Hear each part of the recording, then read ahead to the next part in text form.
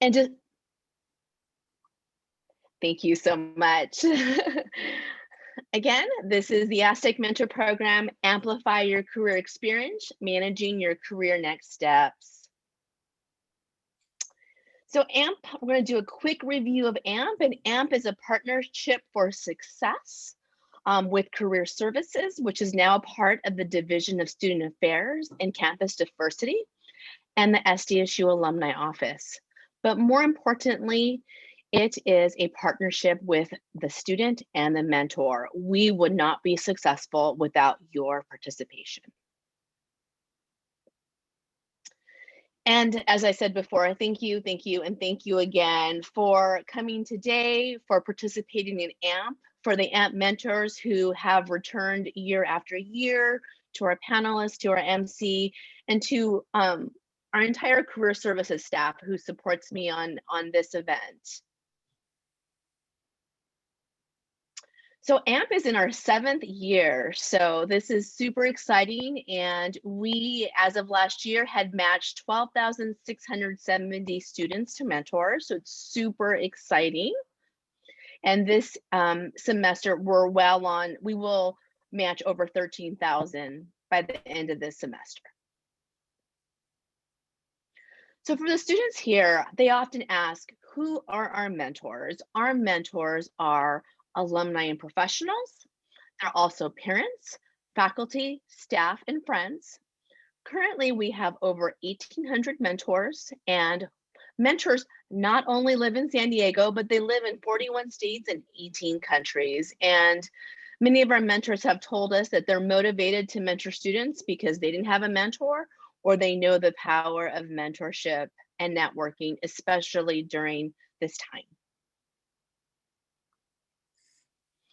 And for the students out there, please know you can still register to participate in AMP, and you have until February 26th to request a mentor. There is an upcoming AMP orientation, and we are available daily for AMP drop-in hours, Monday through Friday from 11 a.m. to 1 p.m. Mentors, feel free to drop in and talk to us as well. And I want to just highlight Career Services. So AMP is one of many of the services that Career Services provides. Last year, we introduced a new internship job virtual event database called Handshake, so all students have access to it, and mentors or alums have access to it as well. Just want to quickly highlight an upcoming event next week, the Diversity Career Conference. And I know that Melissa Gonzalez is working on this event, has offered to put in that link in the chat for students to know more about the event. We also have workshops on a regular basis. We have wonderful career counselors that are available to meet with our students. We are not at SDSU, but we have implemented a virtual front desk last year that's open Monday through Friday, 9 to 4. Also last year, we launched a new career handbook, and a picture of it there is along with the QR code. And if you ever wonder what our resources are, please go to career.sdsu.edu to learn more. Please know that our program does run each semester, so every spring and fall semester. So students, you can request a mentor this semester, and if you want, continue on with them next semester, or you can request a different mentor every semester. Vanessa, I know she's here. She's in this picture here, and we greatly appreciate her as well. And then, in case you're wondering who I am, because I don't think I introduced myself, my name is Diane Marin, and I have been on campus for 15 years and in career services the last 7, working on the Aztec Mentor Program. So I'm happy to be with you today. I also want to introduce Juliana Saenz, who is our new interim director. She is on the call, and we're happy to have her. And then also too, I have 2 amazing student assistants, and Danya Johanna is helping today with the chat and accepting people in. And then Imoni Bush, she's unable to join us today, but if you ever email us or come to drop-in hours, you will be talking to one of us. So thank you so much. And now I want to introduce Amber. Amber, who opened us up, is the founder and CEO of AF Marketing. And Amber was introduced to me a few years ago. And the minute I met her over the phone, she just came alive and shared about how much she has a heart for mentoring and how she's not only mentoring students at SDSU, but at local universities.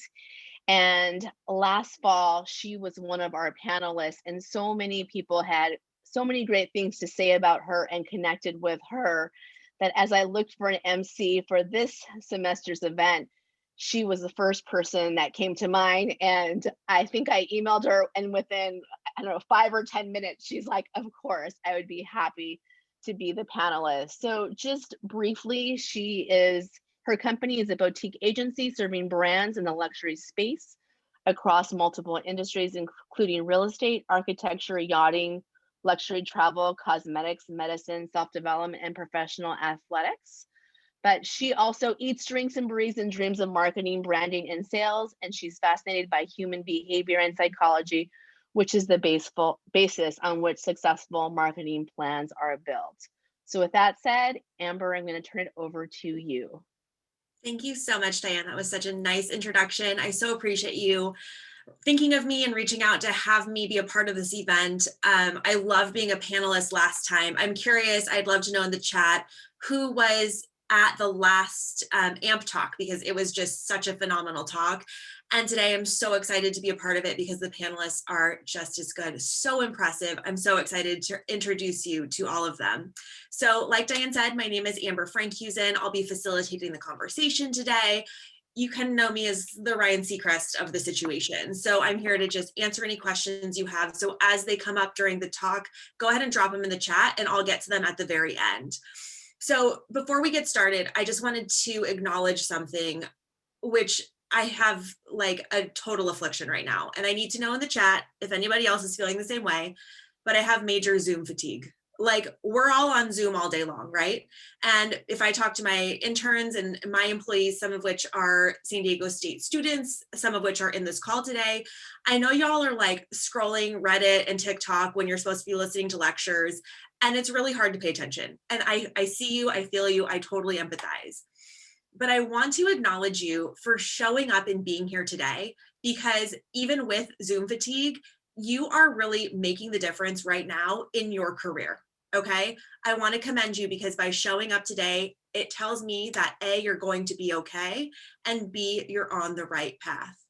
I know that it's weird times right now. I know that some things might feel bleak, but you showing up here and like tapping into the resources that we have and these incredible panelists is actually going to change the trajectory of your career. And I know that for certain.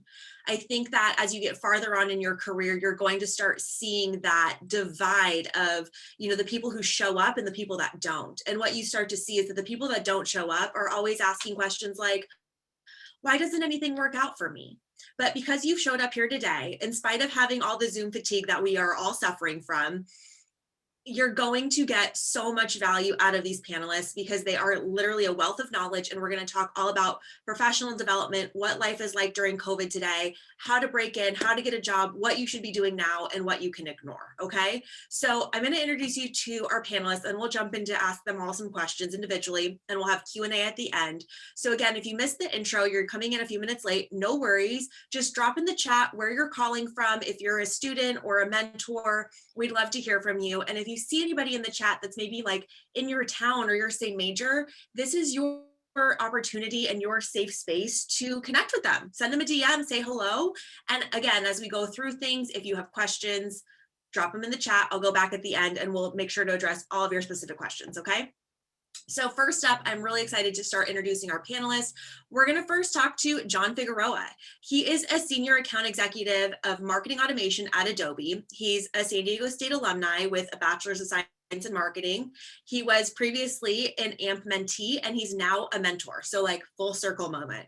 He is living his best Silicon Valley life working at Adobe, doing new business sales for Adobe's marketing automation software. He's going to tell you about how he got in the door at Adobe, what it's like working in tech, and what it's like working in tech during COVID-19. So super excited to talk to him. After we talk to John, we're going to talk to Ashley Riggs-Zeigen, who's a global marketing lead at HP. Absolutely brilliant. You guys know their printers. You guys know HP. She's doing the marketing for them. She got her MBA from San Diego State. She still lives in San Diego now, and she's going to tell you how she's been able to work at Fortune 500 companies and how she very strategically got her start in marketing at Qualcomm. I love this story. I can't wait for you guys to hear her story. Working her way up to the very prestigious position of global marketing. She graduated with her MBA during the recession, 2009, which is when I graduated from college. So she's experiencing the same uncertainty y'all are facing right now. So a lot to talk to her about. I think you guys are going to have a lot of questions for her. And I'm really excited to talk to Gabriel Perez. He is a senior software engineer at Amazon. Right now at Amazon, Gabriel's focusing on protecting consumer accounts against malicious use. But before joining Amazon, if we go back to the beginning of his career, he's going to tell you all about the challenges that he faced coming out of school at San Diego State with his bachelor's and master's in aerospace engineering. He had to completely readjust his expectations about what his career was going to look like based on the economy. Sound familiar? It's exactly what everybody's facing right now. So he started his career in aerospace engineering at Lockheed Martin, and then he transitioned into software development. And when he did, he came back to SDSU to enroll in the computational sciences master program. And he spent 17 years building healthcare applications for Qualcomm. So you know he's got it going on, right? Sounds like everything's great. Well, as you'll find out, there were some challenges along the way for him, including what the market looked like when he graduated, when he pivoted in his career, and navigating through the dot-com bubble of the early 2000s. So if you're not picking up on the theme here, the theme is that if things look bleak for you or you're feeling uncertain, you're not alone. It's very normal, and we've all gone through it. And last, but most certainly not least, is Robin White. We're going to talk to her today. She is a small business consultant, the founder of the newly named business, Guided Leadership Solutions. Love that.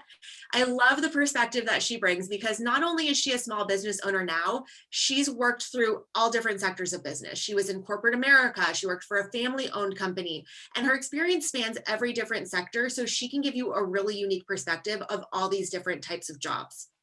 She's now helping businesses, small businesses scale by finding the right people for their companies because she's an SDSU alum with a bachelor's in business management and industrial organizational psychology. And she has a master's in human resources. So she's incredibly skilled, a wealth of knowledge all about recruiting, hiring, navigating job searching, and thriving in any different types of businesses. So with that being said, I would love to start by talking to our friend John at Adobe. John, thank you so much for being here today. First off, thanks for having me, and thank you so much for everyone on the call for taking the time to join us. Couldn't agree more. So John, you and I were talking last week, and you were telling me about how you were a mentee when you were at State and how you actually ended up getting your job at Adobe through a referral. Can you talk about building up your network while you were at State and tell our audience the story of how you ended up at Adobe? 100%. Yeah. So to start off, I think the mentee program AMP started the same year that I had transferred to SDSU. I was a transfer student coming out of a small junior college here in the Bay Area, West Valley, if you guys are familiar with the area. But anyways, I took advantage of the program as soon as they started it. And I was, one of the first mentees. They were still building the network of mentors at the time. But my takeaway was I want to, leverage as many resources as possible that the university is going to offer me. So, from there on out, I had a couple good mentors throughout the time that I was there. I took advantage of it every semester. And it's pretty much up to the mentee to get what they want out of it. So my recommendation to all the mentees on the call is, if you really want to get the most out of the mentorship, lay out a game plan of like your top 3 objectives and things that you want to get out of the time, throughout this semester with the mentor. So, at the end of the day, you are getting left with some good nuggets, at the end of the relationship. From there, I talking a little bit about how I, became part of Adobe. Everyone's journey is different. I actually had been approached by ADP, Automatic Data Processing. It's a huge company. Not sure if anyone's familiar with it, but they do payroll at a high level. They heavily recruit out of SDSU at their career fair. And I went to every single business career fair that I was able to during my time there. I met one of the recruiters at their booth at the career fair. Didn't really know whether I actually truly wanted to get into sales or not at the time, since I was just a junior in 2013 at SDSU. And then I actually took a class, marketing, I think it was 377 by Stephen Osinski. I think that it's like a selling strategies and practices class. Essentially, you get the high level of, what sales is, how it could be a potential career fit for you. And then throughout that class, I actually brought a lot of things to light, just through my competitive nature and the way that I like working autonomously, and kind of like, I like to be able to see all the tangible results that that I would, get from all the effort that I would be putting into something. So from there, I kind of identified, okay, hey, like maybe I do want to start a career in sales and technology and in the Bay Area, which is where I'm born and raised. And actually, ADP had reached out to me after I'd applied to one of their apprenticeships, which they've been known for such a great sales training program, apprenticeship program. So I wanted to take full advantage of that. And then they brought me in, and the one thing was like, you have to make sure that you're the 5 Ps, which is actually something that I learned in Osensi's classes. Proper planning prevents poor performance. So throughout like all the interview processes and everything, I just wanted to make sure that I was like fully prepared for everything. And at the end of the day, it paid off. So from there on out, I actually got a full cycle sales role at a smaller company here in Fremont. And then from there, I had stayed connected with a guy that I basically just met, familiar face through all my, marketing classes, upper division classes, kept seeing him in all my classes. Cause a lot of the time, if you're in business, studying business at SDSU, you start seeing a lot of the same people. Basically saw him in the library, started picking up a conversation with him, talking to him, getting to know him, started hanging out. And then from there, he actually got hired out of SDSU directly with a company called Marketo. I had stayed connected with him, liked all his posts, his new job updates, basically just, shot him a message here and there, a DM on LinkedIn, something as simple as that. It only takes a couple seconds out of your day, stay connected, texted him here and there, happy New Year, all that good stuff. And then he was like, just telling me how great of a company it was. And at the time it was just bad timing because I had just got hired at the other smaller company. I didn't want to jeopardize that job to start interviewing with another company. So I gave it a year or so, got some, good experience there, and then took him up on the opportunity for him to refer me into Marketo, which I had, joined the company as a sales development rep, which is like an entry level sales role at majority of the software companies. And then from there, I, built my internal brand, crushed the numbers, hit all my KPIs, did everything that I could to get promoted. Then, 18 months, 19 months later, got promoted to an account executive and started running my full cycles. And then, I've always wanted to work for Adobe, being here in the backyard where I'm born and raised in San Jose, which is where I'm at now. But Adobe, Marketo being such a great company and aligning so well with the greater digital experience, like suite of products that Adobe offers. Adobe actually came and acquired Marketo.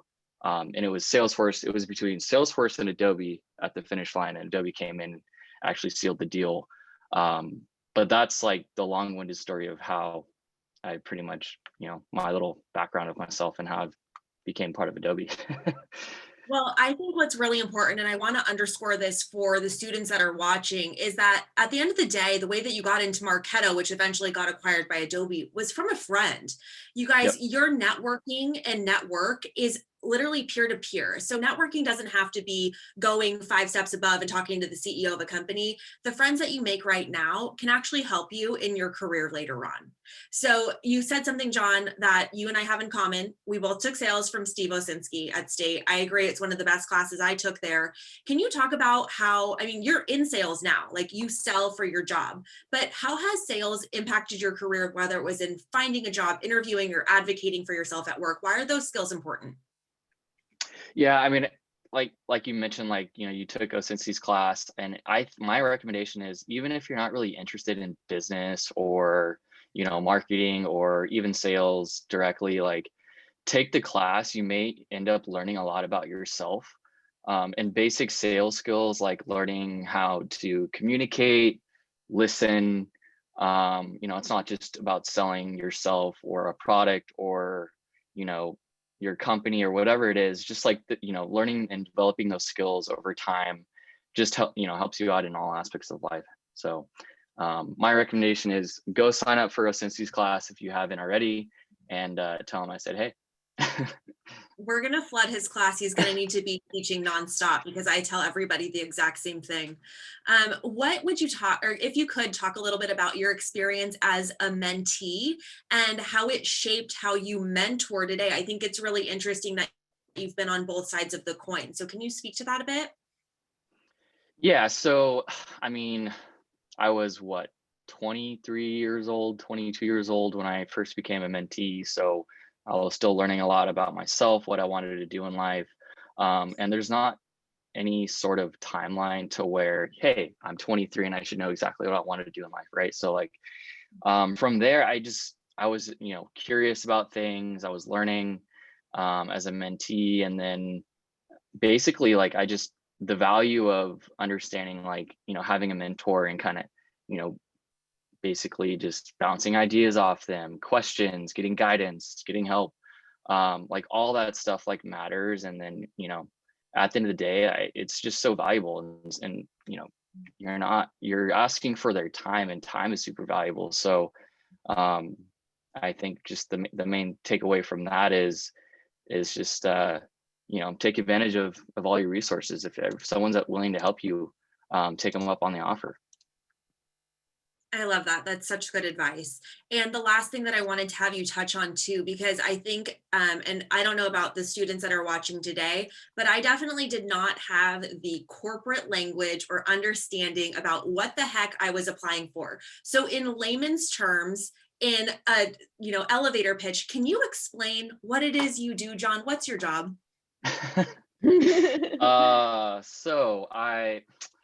If anyone's familiar with email marketing, that is basically at a high level what our solution does. But at the end of the day, it essentially helps companies transform their businesses, and it's most suited for business to business businesses, so B2B companies. There are some B2C use cases, but essentially we help companies send personalized pieces of content to the right person at the right time through their appropriate channel. So that's whether that's an email or tracking folks on their website, anonymously, and then, funneling them into a CRM or some sort of database, like a marketing database, which Marketo offers. So you can then kind of accumulate a bunch of data and build out this holistic profile of who this person is based off behavioral things, right? The behavioral things are exhibiting on the website, or maybe they're engaging with a sales rep on live chat, or maybe they're attending a webinar just like this, and you want to get them to register. And did they actually attend? Great. What are we going to do with them after they attend? Are we going to follow up with their appropriate content? Is that going to be personalized enough for them to trust us and have a conversation with us about our product and how it could potentially be a fit? Those are all things that Marketo, which essentially is just a little small application that is folded under the greater digital experience umbrella within Adobe. But I'm not sure if that made sense to anyone, but the keyword is marketing automation. And if you don't know about it, I would Google it. And if somebody from Career Services, Danya, if you could drop John's LinkedIn link in the chat, I encourage everybody to get in touch with him. John, thank you so much.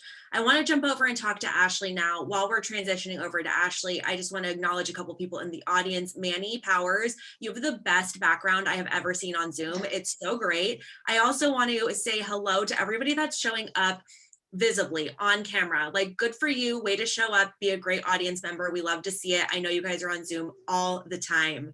So let's talk to Ashley. Ashley, admire you so much. Thanks so much for being here today. Thanks for having me. I got to check out Manny's background. Yes. I haven't seen it.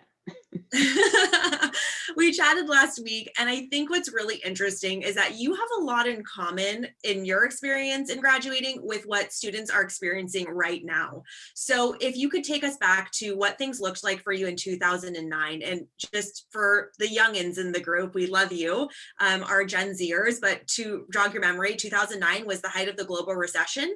There were no jobs, things were looking pretty bleak, and graduating with an MBA in that time was a big risk almost. It was kind of scary. A lot of people were going back to school during the recession because there just weren't jobs out there.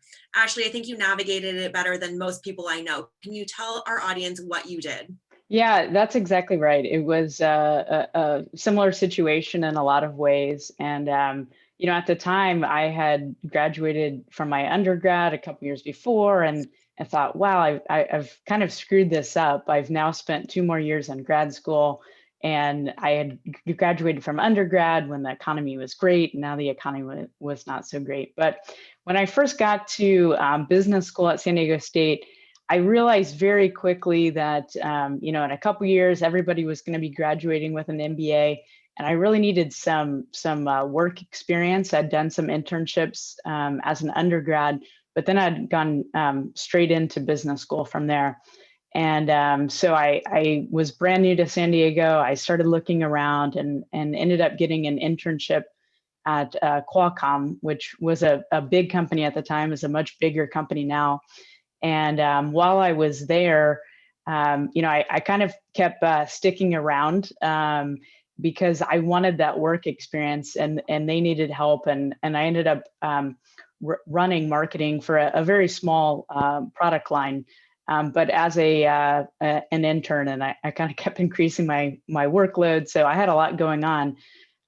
But that work experience really helped, because then when I graduated, I was able to become a full-time employee at Qualcomm. And so I think the takeaway for all of you is, if you're a junior or you're a senior, you're going to be graduating in a year or two, and everyone's going to have an undergraduate degree. And so start thinking about now what it is that you want in addition to that degree, because there's going to be thousands of other students from San Diego State. So what are those like extracurricular activities and maybe leadership positions that you want to get involved in?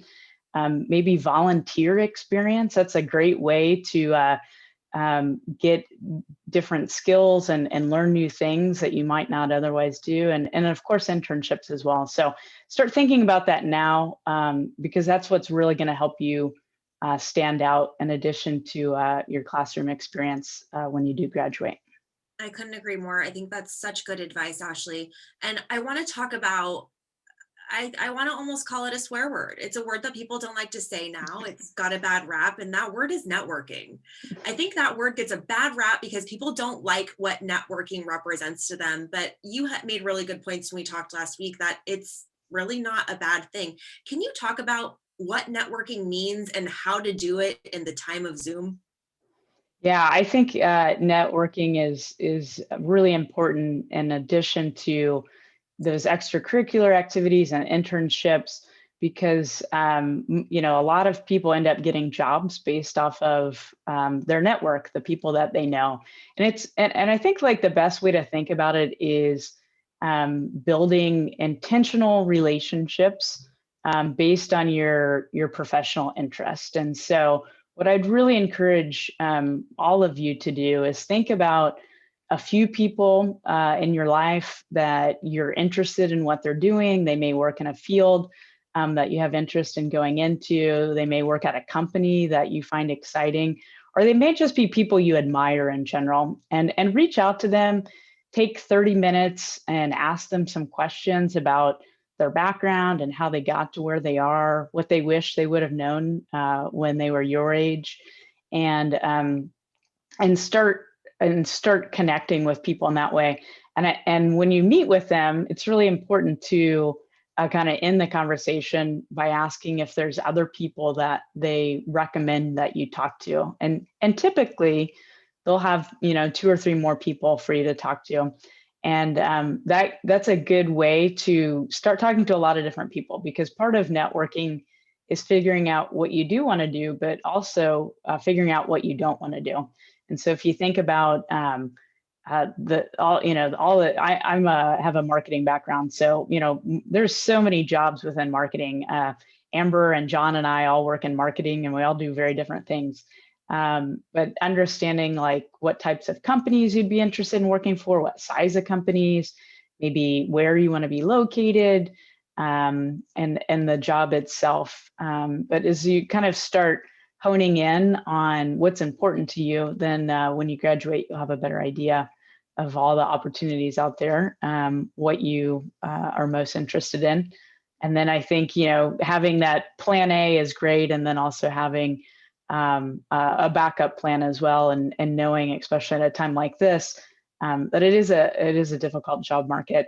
But kind of knowing where you're going is step one. That's such good advice. You shared something with me, a phrase that I think is so pertinent, which is social capital, and the social capital that students have right now when they're trying to network, especially if they're asking about informational interviews. So can you talk about what social capital as a student looks like, and how to have a good informational interview as a student? Yeah, I think, as a student, when people reach out to me, sometimes they kind of start with, hey, I'm interested in this job at HP or whatever the case may be. And it's like, I don't even know you. So it's, you're asking me to take time out of my day to recommend you for something. And I don't really know you to begin with. But as a student, I think if you go in with just a sense of curiosity and you want to learn, that's kind of your social capital, right? It's a very safe space. You're going in, hey, you're asking for somebody's time, so it is important that you're prepared. But people love to share their experience. And I think that's why myself and probably every mentor on the call is part of this program, right? There's people who helped us along the way, first of all, and there's things that we wish we would have known coming out of college that we didn't. And so people do want to help and share their experience. So I think coming in, sticking to the 30 minutes that if you schedule that with them, and then having some questions prepared can really give you a lot of insight kind of outside of your day-to-day classroom experience. I love that. What would you say to people or students who are resistant to networking because they don't have time or it's a distraction from schoolwork? Where does this fall on priority list? Yeah, I think you've got to prioritize it, and especially in an economy like we are right now, where there's not as, it's unfortunate, there's not as many job opportunities as there were even a couple of years ago. It's really important. You can't start too early. It's important to prioritize it, and I think we're all motivated differently. You know yourself the best, but I think setting some tangible goals about, meeting with one person a week or a couple people a month or whatever you feel like is realistic, but really holding yourself accountable, because it's so easy. And I admit I've found myself in this situation since we've been working from home. There was so much like new and kind of happening, and it's like, oh, I'll get back on that when we get back to the office. And here we are 10 months later, right? So I think it's important to prioritize. I know that every student is really busy, but along with your coursework, if you kind of get there and to graduation, in the next few months or a couple years, and you really haven't got started thinking about meeting people and looking for a job, you're really going to be kind of late to the game. But I think, like as Amber talked about when we first got on the event this evening, you guys are the type of people that are obviously proactive. You're taking time out of your busy schedules to come to something like this. So I'm very confident that getting started. And again, just think about like starting with a few people. It could be an older student that's already graduated, and it'll only get easier the more you do it. Couldn't agree more. Thank you so much, Ashley. I know our audience is going to have some good questions for you when it comes to can't wait. Q&A. Yeah, it's going to be so good. Again, if you guys connect with her on LinkedIn, go follow her, see what she's up to. Speaking of social capital, a great way to slide into somebody's DMs is to be like, hey, I saw you speak at something. So that might be a good way for you guys to follow up with your panelists if you need a little tip on that. So let's move over and talk to Gabriel, who again is a senior software engineer at Amazon. Gabriel, thank you for being here. I love your story. I love that you said that you did not graduate at the right time. Is there ever a right time to graduate? I think that students can really benefit from us sharing some perspective on timing and having come through the challenges and succeeding. Can you tell us about your story of navigating these unexpected circumstances when you graduated from school? Yeah, so first of all, thank you for the opportunity to share my experience. Really happy to be here. Yeah, I graduated in 94 and 95 with BS and MS in computer science, in aerospace engineering from State. And while I was in school, my ideal job would have been to work at General Dynamics here in San Diego. But it so happened during that time, General Dynamics decided to move away from the city and the state. And with that move, they basically took a big aerospace engineering, big part of the aerospace engineering ecosystem here in San Diego. So that definitely threw a wrench in my plans.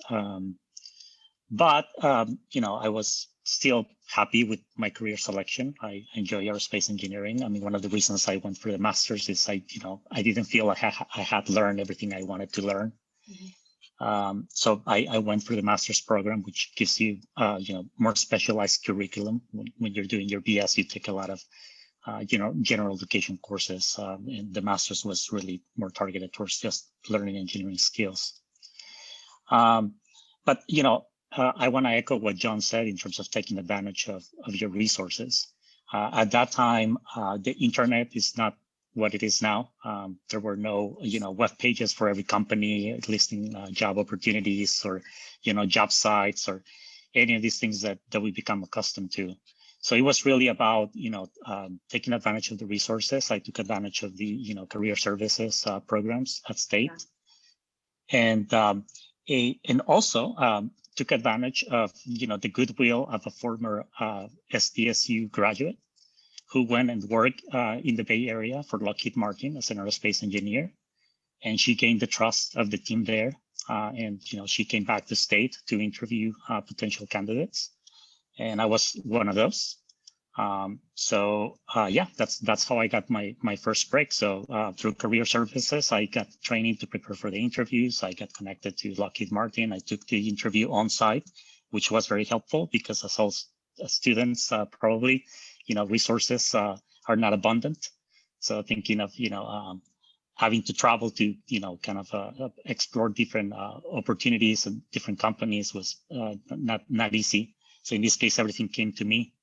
And then it was a screening interview. Eventually, I got the on-site interview in the Bay Area, and I got the job. And that's also one of the reasons I really enjoy participating in these kind of programs, just helping the next generation of professionals to navigate the landscape. So yeah, I got my dream job in aerospace engineering. But it so happened that something better than having your dream job is living in your dream city. So I joined Lockheed Martin in the Bay Area when the first .com boom was in full swing. So it kind of pulled me into the software development space. And when you do aerospace engineering, you do a lot of software development anyways. You gain all of those skill sets. So I was able to transition while I was there, and that was my ticket to San Diego. Interesting enough, when I got to San Diego, then that bubble burst. So when you look at different opportunities, suddenly things are different. But I've been lucky throughout my career and being able to move to from company to company, very interesting projects, and just progress through the years. initially through defense companies, which was an easy transition from, I was working at Lockheed Martin as an aerospace engineer. It was kind of natural to move to defense projects and software development.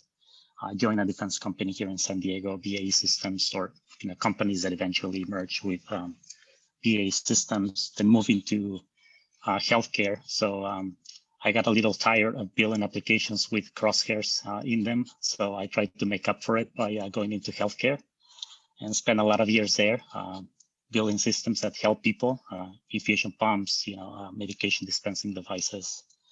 And yeah, I went through different companies, including Qualcomm. That was the last company I worked with building healthcare applications. And then transition into Amazon where I've been for the past 4 years. Very interesting company. Probably most of you are familiar with it. So yeah, that's been my story. I should mention also that in terms of taking advantage of resources, when I came back to San Diego, as I was transitioning to software development, I did enroll in the computational science program to help me with that transition as well. So yeah, State has been a great part of my career, and I get one more reason to be here and try to help State students to mature in their plans towards a career.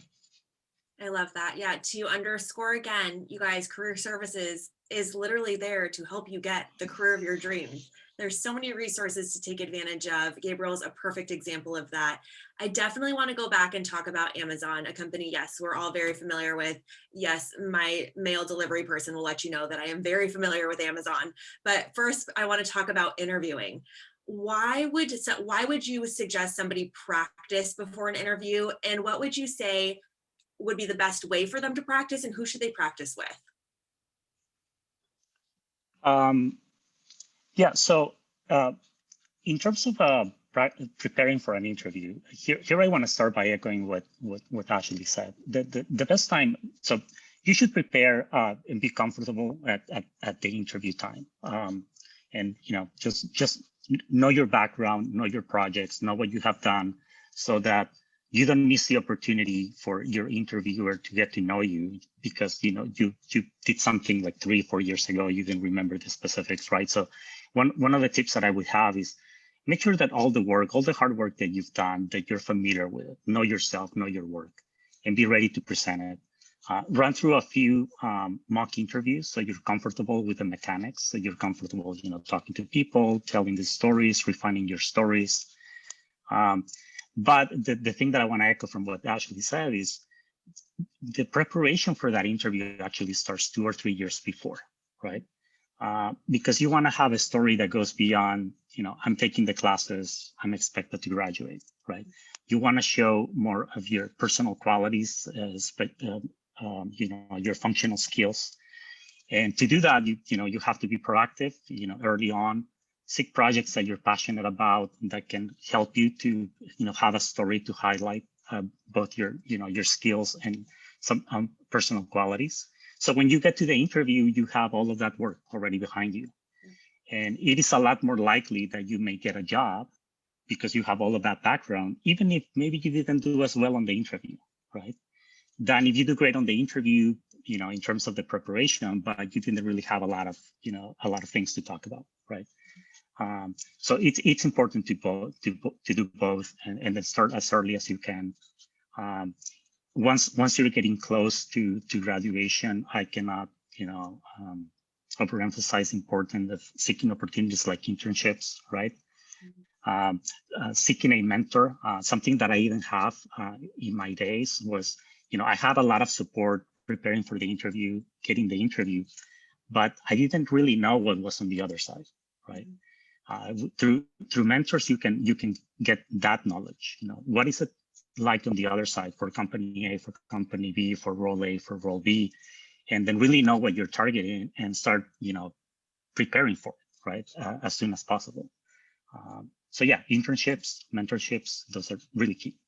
I think that's such good advice. Knowing what's on the other side. I mean, getting to the interview is only half the battle, but then when you get the job, you have to perform. So the last question that I want to ask you, just to put a bow on it, let's talk about Amazon. We all are super familiar with the expansion. I've heard opportunities at Amazon have increased drastically recently. We all seen the company's growth through the pandemic. Is Amazon hiring in San Diego? Do you have any quick tips for people to consider when applying for a job there? Yes. So in software development, there's a lot of opportunities. Maybe this bucks the trend a little bit from other roles, but yeah, in software development, there's a lot of opportunities. There's a lot of competition too. So I also want to emphasize that you need to prepare. But when you're looking for an opportunity, there's two tracks that you can take. So if you are already an experienced professional, there's one track. But if you're a student, going back to the student capital that you were talking about, there's a specialized programs to get you either to your first full-time job or to an internship, right?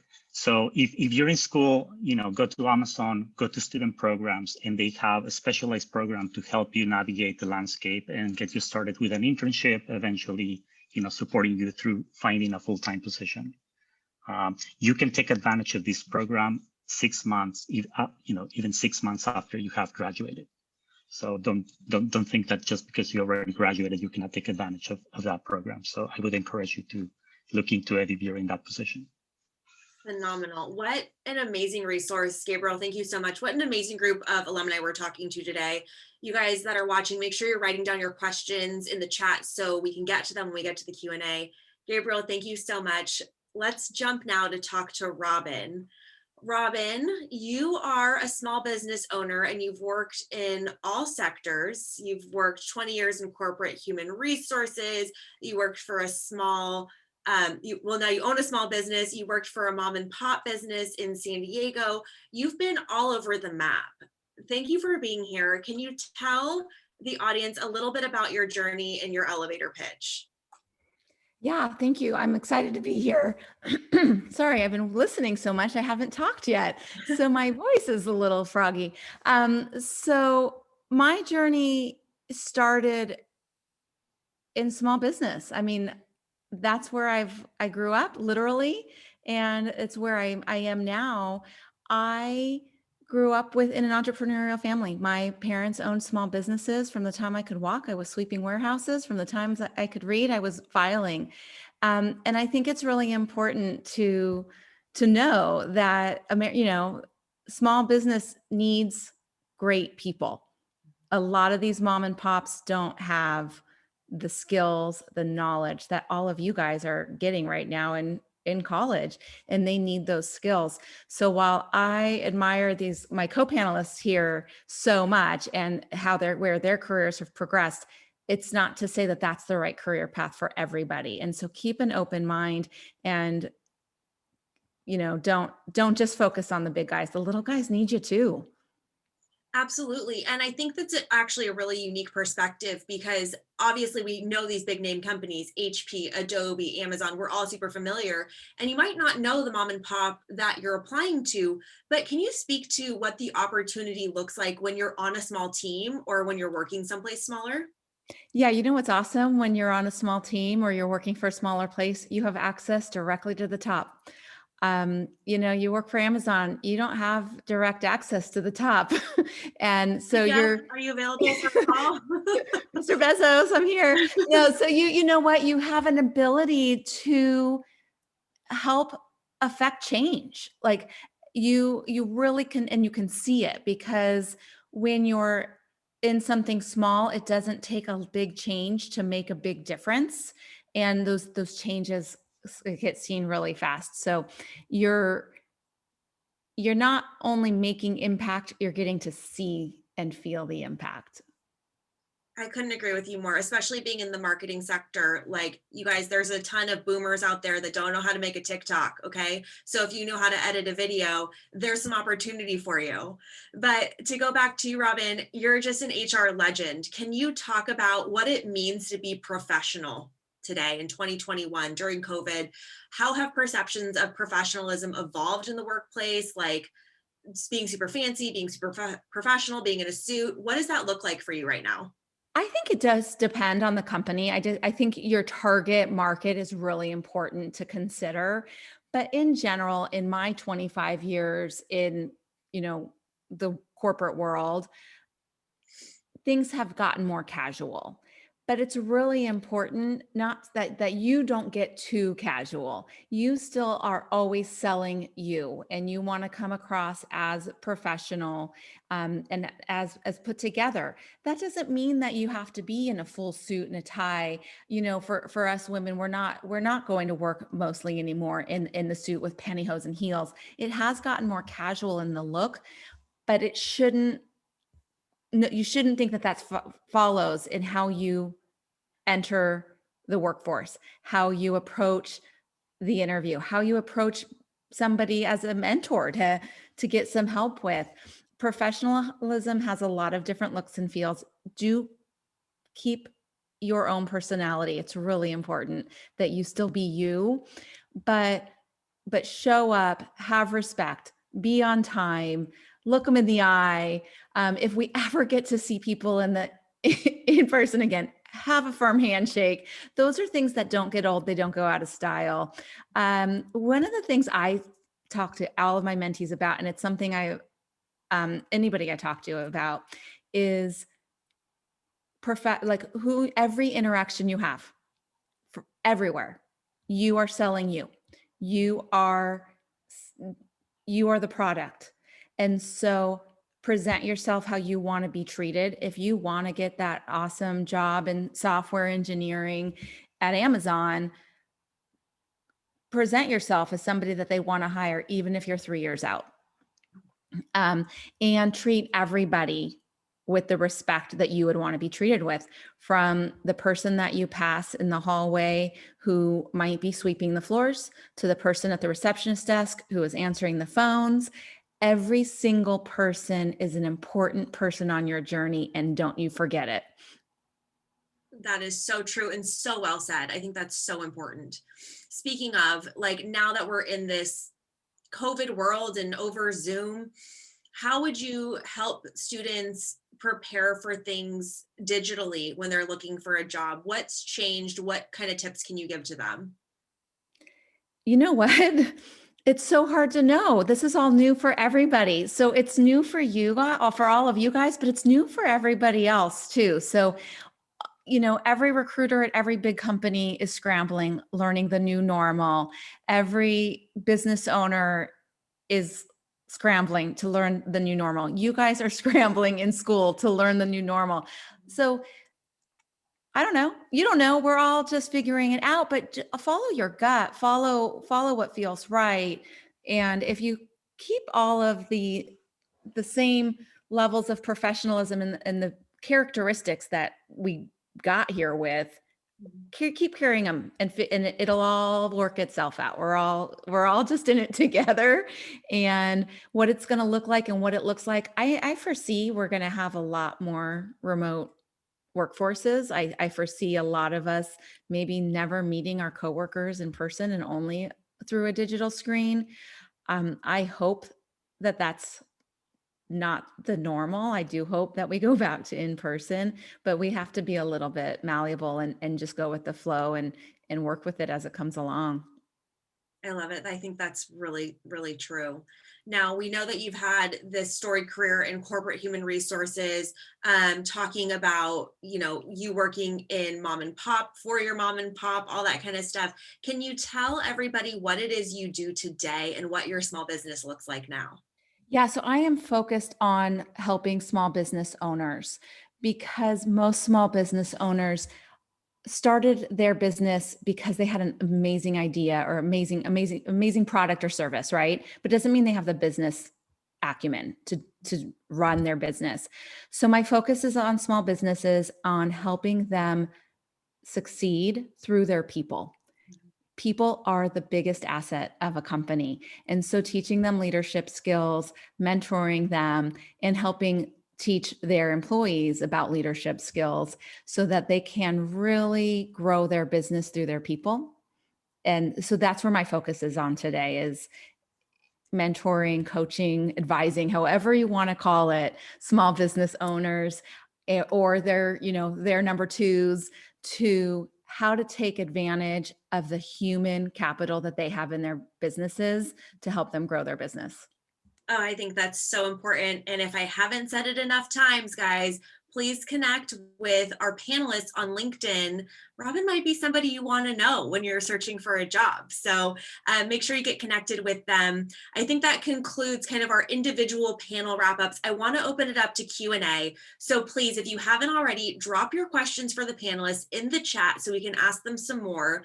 And I also want to mention too, if you're getting connected with everybody, please get connected with AF Marketing, my company, on Instagram. It's AFMKTG. And we're also hosting a whole bunch of workshops for college students all the time. We're all here to be resources for you. So this is not a one and done thing. Please continue to come back. Please continue to get connected with us. Again, you can find more about my company, what my interns and team members are up to at afmktg.com on Instagram. I reply to every DM. So we're all here to help. I want to go right back to you, Robin, with our first question from the audience from Zora, who's a AMP mentor for 5 years. And she says, have we mentioned EQ? It's very valuable. Can you speak to that, Robin? Oh my gosh, emotional intelligence doesn't get any more important than that. Like that, understanding how you interact with the other people in the world, understanding how you're expressing yourself, how it might be perceived. If you aren't doing it already, be reading books about this, be listening to podcasts.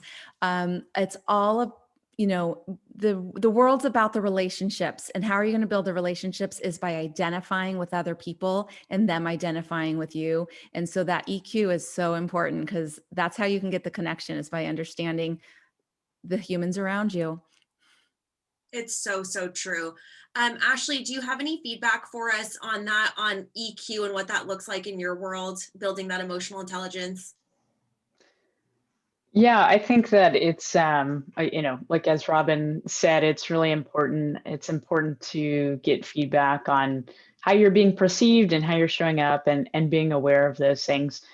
Because with any job, whether it's a big company or a small one, your success is largely going to be dependent on the collaboration and teamwork and the relationships that you build. So definitely something to think about and talk to your mentor about as well. Absolutely. I want to turn this question over to Gabriel.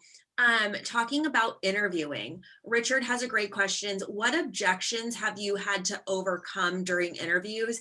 And I'd love to know, have you been interviewing people recently? Are you building a team, Gabriel? Yes, so been actively interviewing for months, actually. I think we only paused a little bit while the pandemic got started. But soon after that, the interviewing continued once we had the systems in place to do it remotely. And that's how pretty much all interviews happen right now, which is interesting because you get to talk to people, not just based on where they're located, but you get to talk to people from all over Amazon in different offices, sometimes from different countries. So it's I think it's a very interesting interviewing experience. For successfully interviewing, some of the things that are very important is just to be yourself, right? Whether it's from the personal perspective or in the way you represent your work, be open, be honest, talk about the good things, and especially be ready to talk about the bad things and what you learn from them, right? These are all part of the human condition, and these apply whether you're applying for a technical job or not, right? Mm-hmm. So don't be afraid of the process. Just be yourself. And actually something that sometimes I recommend to mentees as preparation for interviewing is to do an interview where you are the interviewer. Mm-hmm. And I know that maybe sound a little bit strange when you're a student and you don't know exactly, what you would be asking or how would you be evaluating the answers, but it helps to put yourself in that mindset and know that the person interviewing you, they want to hire you, right? They need help, and they're looking for the right resource, and they're there to work with you to to highlight your best attributes. So when you put yourself in that position, I think you learn about yourself in terms of when you look at it from the other angle, you learn to know what an interviewer may be looking for, how they're going to evaluate your answers, and how they make a decision, right?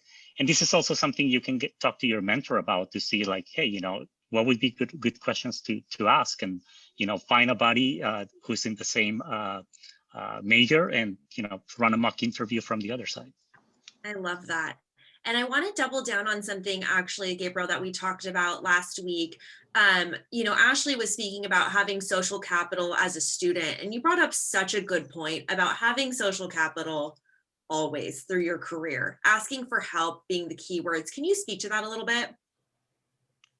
Yeah, we were talking about, back then when I graduated, which is, before most students nowadays were born. The magic words that I was told to use when something difficult came my way was, I need help, and they were true then, they are true now. So when you need help, don't be afraid to say so. Whether it's help with your career, help with anything. Everybody's here to help you, and this event is a demonstration of that. So yeah, just feel free to ask anything that is on your mind, anything you're struggling with. And I take it also back to the interview question that you were asking. This will be a great story to tell in an interview. Hey, I got stuck. I asked for help. I built a team around me, a team of resources around me, and I show how I overcame a difficult situation by leveraging the resources or finding resources. I love that. So I want to encourage anybody that's on this call that maybe isn't a student, but is still looking to up level in their career or searching for a job.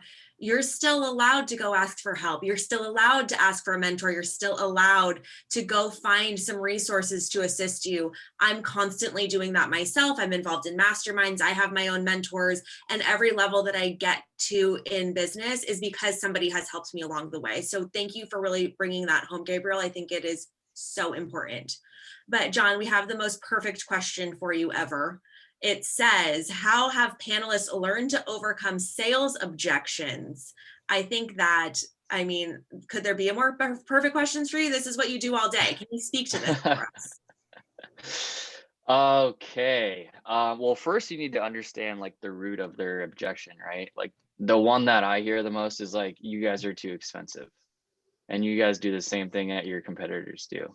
But what it really comes down to is kind of like reassuring the impact that you're going to make, that, if they were to go forward and bring on your solution, reassuring the ROI, which is, return on investment, and how much less risky it would be to bring us on early and grow with us and scale with us, instead of bringing on another solution on that they might be sufficient using for 6 months to a year, and then having to go through like migration, implementing a new solution, the times and resources that are factored into everything like that.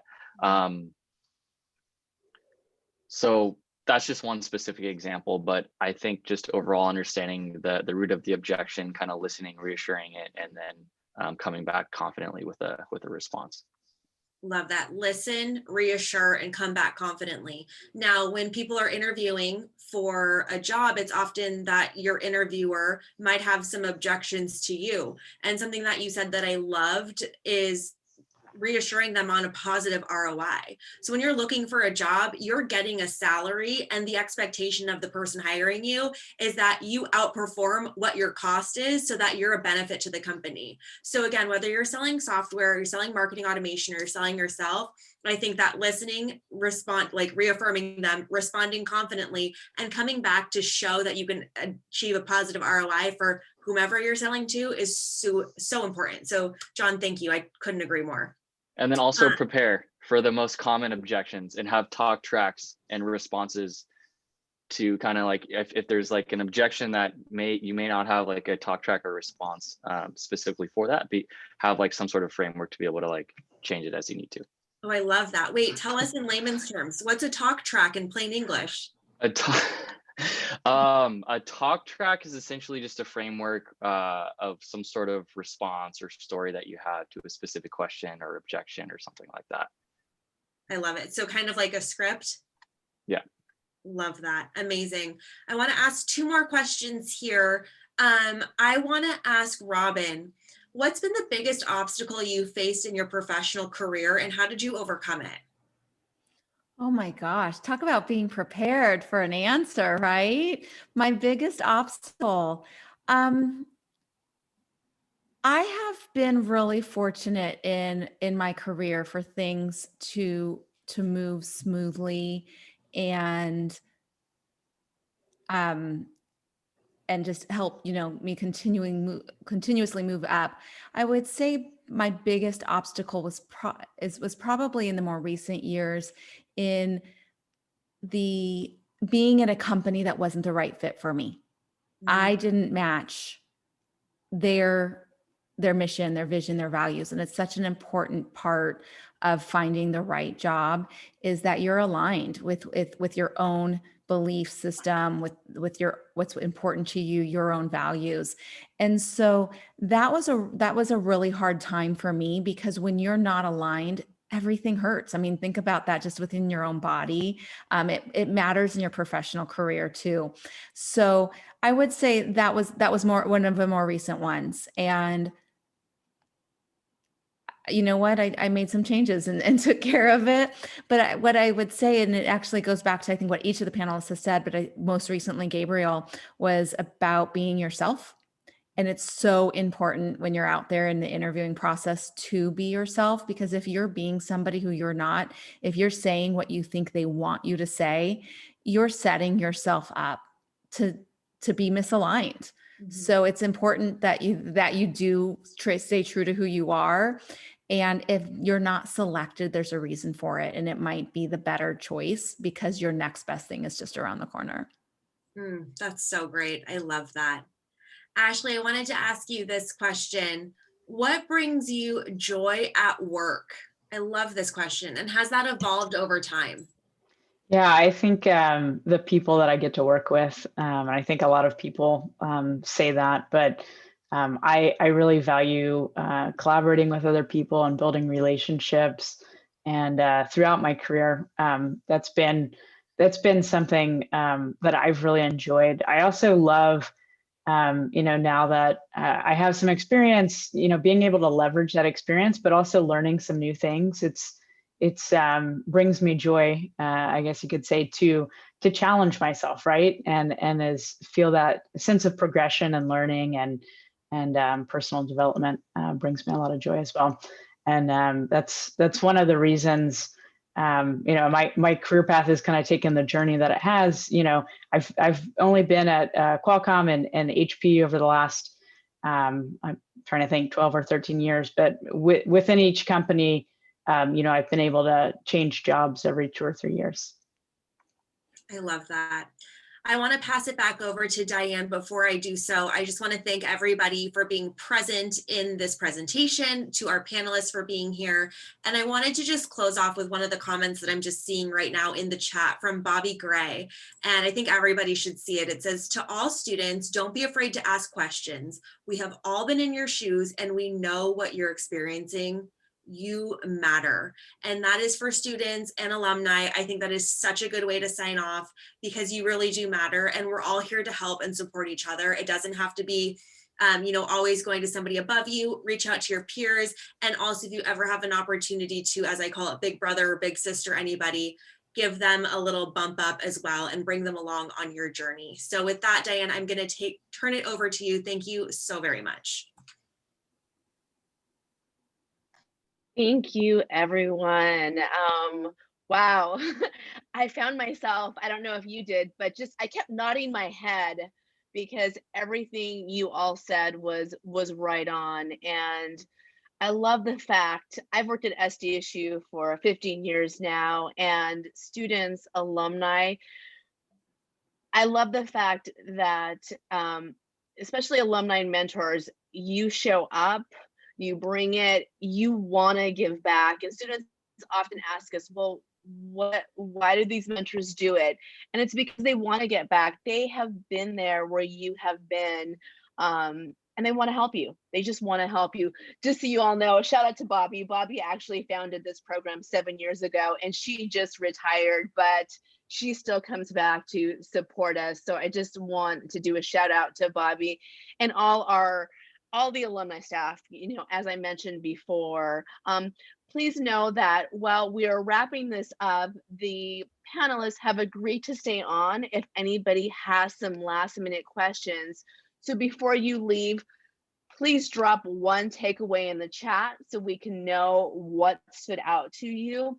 But then also know that we are happy to stick around to 6 o'clock and answer any last minute questions. And that's what Aztecs do.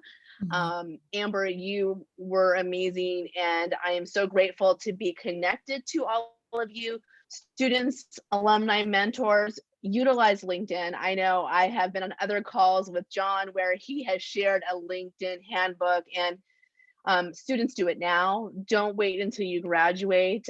There's a few resources that we highlighted, like Handshake. Handshake is a free resource to you students, so take advantage of it. Alumni, you can request that too.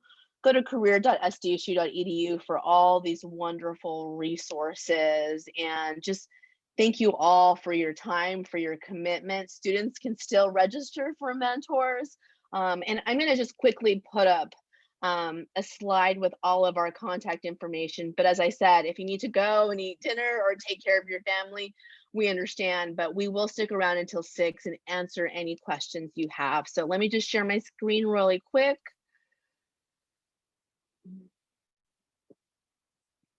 Just so you know, the best way to reach us. So here is our website, here is our email, and please know me and my 2 student assistants are available Monday through Friday from 11 a.m. to 1 p.m. We would love for you to pop in, ask us questions, help you find a mentor, walk you through anything you might have. AMP is on Facebook, Instagram, and please do follow us at SDSU Career Services. We would love to see you there. So with that said, I want to turn it back to our MC and our panelists in case anybody has any specific questions they would like. But I also do want to give a big shout out to our staff members, our career services staff members that were here today. Yvtalk Levy, who has been helping us with all the wonderful spotlighting. Juliana, who has been popping stuff into the chat, as well as Danya, one of our AMP student assistants. I have to give a shout out to Diane Marin. Thank you, Diane, for pulling together all these incredible panelists and bringing on Amber as our MC. You have put so much work into this, and just really appreciate you and your efforts and your student assistance efforts as well. So thank you for being awesome. Yeah, I have a quick tip for all of you guys for Zoom. In the chat window, right above where you type in the chat, there's 3 little dots on the right side. If you click on that, you can save everything that's in that chat window, including all the links in there. So be sure to do that. And then right after you save it, it pops up with a little directory that'll put you to the folder where it was saved, so you don't lose it. But just a little tip in case you didn't know that. Thank you, Manny. We love your back.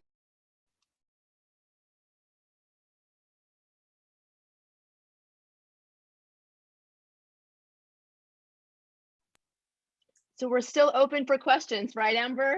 We are. I haven't seen any specific questions for panelists come through, but I'm loving your insights, wrap-ups, and thank yous. We're all very appreciative and all happy to be here. So thank you so much.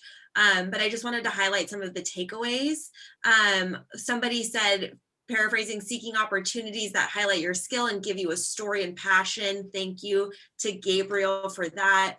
Really appreciate the speakers. Best advice I ever got at SDSU is to take advantage of being a student while you can. Reach out to people, ask questions, because it won't be as easy after you graduate. Thank you, Gareth, for that. We've got, let's see. Oh, here's a question. I was wondering what you guys think are the best aspects of a strong network outside of the job search. I love this question. John, why don't you speak to this for us? Best aspects of a strong network outside of the job search. I mean, you're invited to a lot of parties, right? Yeah, there's just, copious amounts of alcohol and adult beverages. I would say, I mean, the broader the network, the better, in my opinion. There's so many different things from, like, if you end up meeting someone that is really good at selling houses, and at the point where you're ready to buy a home, they might be someone that you want to work with to buy a home from. And it's just anything from from buying a car, buying a house, buying your first house, maybe that's your first car. There's just so many great aspects. But yeah, it could it doesn't have to be job related. It could just be a friend, a good Amber, friend. can I say something? It looks like Richard wants to pop in. What did you want to say, Richard? Well, people want to know who to network with. In our daily business, it takes a village. Anytime that you're working on a vaccine product, a biotech product, or a diagnostic, you have to look at what goes into it and who are the partners and the pieces. Once you understand, the basics of project management, who's doing what, and get to know those pieces. And we're doing that right now. We have enough pieces together, and we're assembling, products, based on that. We learn every day because cultures change. We've been pivoting, and we've been in the COVID business since the beginning. Because I learned project management, and learned, social media skills, and learned how to work with a lot of different people, I was able to start my first job right out of grad school directly with Dr. Fauci at NIH on vaccines. So we've been following the COVID story throughout. Stay tuned, but learn how to protect yourself, learn how to pivot, stay safe, keep everyone up to date, learn how to speak to power, and be sure that you have integrity, with your message. There's some suggestions. Find us on Handshake. I love that, Richard. Thanks for popping in. I wanted to ask Gabriel to touch on JJ's question because it's over my pay grade. He says, or she says, I'm not sure, any advice for statistics major seeking internships as a data science with minimal expertise in the field? Now, a reason I wanted to ask you, Gabriel, is because that's a very specific type of request that's very technical. So I'm sure you deal with a lot of people coming out of school with technical degrees looking to get into a specific field. What advice would you give to JJ? So I'm picking up on the part about not having a lot of experience, right? So in this case, of course, seeking an internship would help. But let's say that that's becoming difficult, maybe because you didn't, for whatever circumstances, didn't have the opportunity to do as much in school as you would have hoped for. Then I would suggest to find a project that you're passionate about. If you're in a technical field, there's a lot of open source projects that you can be a part of, and you can choose something that it's health related, or whatever's your passion, or it can be like more based on the technology that you may want to explore. But that will help you to first, have a positive impact on that community, and then at the same time gain the skills that you need to have a better chance of getting the job that you want. Right? Can I add on to that, Amber? Oh yeah, absolutely. Just building on that is that every experience you have is leading you towards your next experience, right? And so I've recruited hundreds of people in my career, and I'll tell you, the ones who never worked, who were just only went to school and didn't work through school, didn't have an internship, literally coming out of college to get their first job, not even like flipping burgers at McDonald's. I learned the hard way. They were hard people to have. There was too much to learn about interacting with people in the workplace and just some of the simplest things that happen. So get a job, like go to Gabriel's point. It doesn't even have to be a paid job. Go get experience, go do something and build on it, because every experience you have is an experience towards your future. And I'll just, one more point on that is that look in, like, if it's the statistics part, that's really where you're focused. There's so many things that, and so many jobs that people can do with a skill that you didn't even think of. So reach out, go through the databases at SDSU, go find people, look through LinkedIn for people who've graduated with the degree you have, and start researching unique careers that you hadn't even thought of, and reach out to those people and ask them questions about how they came into it. Because the direction you think you're heading in, you might pivot. You might not even you might decide that there's something better out there for you. So always have that open mind.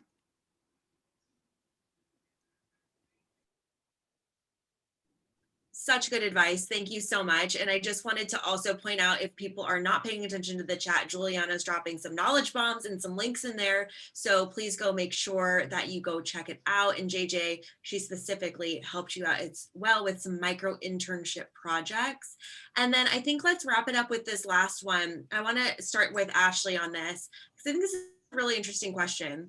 What are some either generic or unique traits that truly impressed you in a coworker or somebody you've interviewed? Yeah, I think when I'm interviewing people, the people that tend to, and even the mentees that I've worked with, the people that tend to stand out to me have gone above and beyond. And it goes back to what I was talking about earlier. There's going to be, thousands of people graduating in your class. And so how do you stand out? And just an example, a mentee I was working with a couple semesters ago, he had graduated and it was not a great job market, and he had been interviewing and had some time over the summer before he was actually going to start his job in the fall. And so he got certified in some Google AdWords and search, and it impressed me so much that it would be so easy to feel like, I just spent all this time getting through college and I deserve a break. But that proactive attitude, and I think that word came up earlier, really impressed me a lot. And similar types of things that people have gone and done on their own. It wasn't part of a class, nobody asked them to do it, but they went above and beyond because they wanted to learn and be more equipped with skills that they thought would help them. I feel like there's been a ton of advice shared here this evening. And if I were a student, I might be feeling overwhelmed with all of the things that you feel like you now have to go and do. But I just want to emphasize that, this is all stuff that you can work on over time. And it's just important to get started. There's a lot of chaos in the world right now with COVID and uncertainty. And I think it can really be empowering to feel like you're doing something, right? And to start taking steps in the right direction. So I know we've thrown a ton of advice at you.